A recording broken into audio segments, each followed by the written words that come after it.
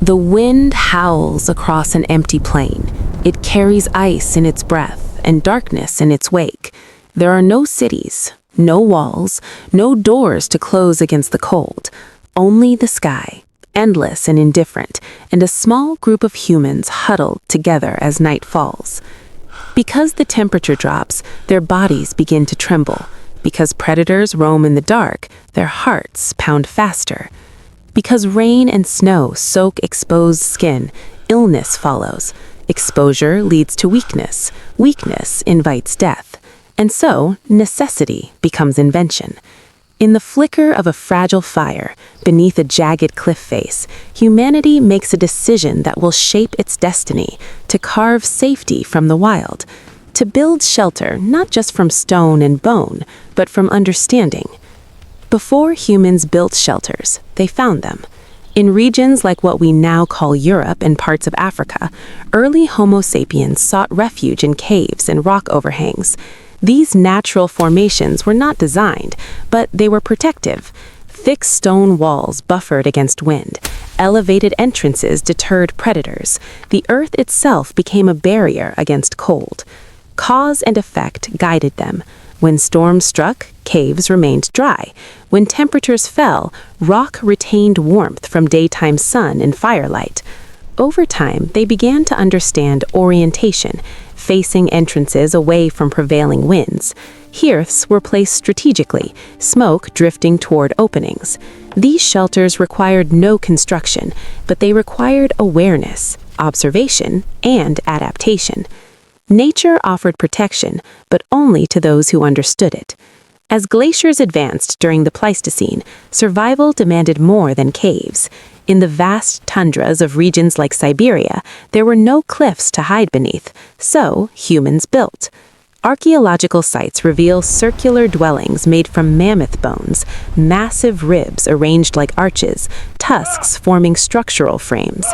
Animal hides were stretched tightly across these skeletal structures and secured with stones. Snow was sometimes packed around the base, acting as insulation. Because wood was scarce, bone became architecture. Because winds were relentless, walls were curved. Because cold could kill within hours, entrances were narrow and low, forcing heat to remain trapped inside. Inside these shelters, a central hearth burned. Ash layered upon ash, marking seasons of occupation.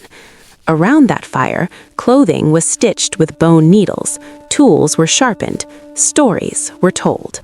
The shelter was no longer just protection, it was a place of culture. In warmer climates across parts of East Africa and later temperate woodlands, humans faced different challenges: heat instead of frost, rain instead of snow. Here, shelters evolved into huts made from flexible branches bent into dome-like frames. These were covered with leaves, grasses, bark, and animal skins.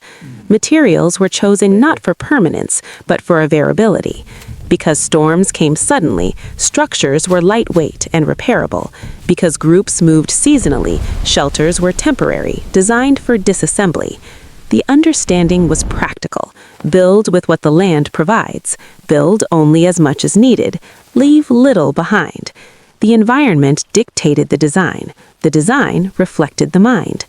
Over thousands of years, a shift occurred. Humans began to stay. As hunting blended with early plant cultivation, temporary huts gave way to more durable structures.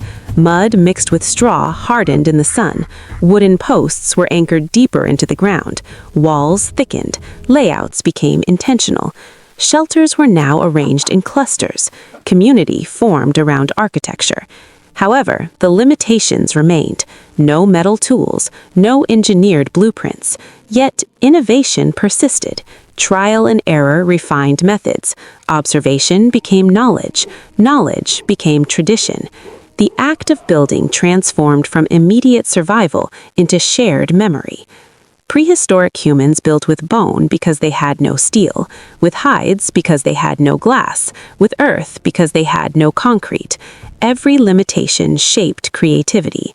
They studied wind patterns without instruments. They engineered insulation without thermodynamics. They designed load-bearing frames without mathematics. Modern skyscrapers rise in cities like Dubai and New York City, piercing clouds with steel and glass. Climate-controlled towers regulate temperature with invisible systems.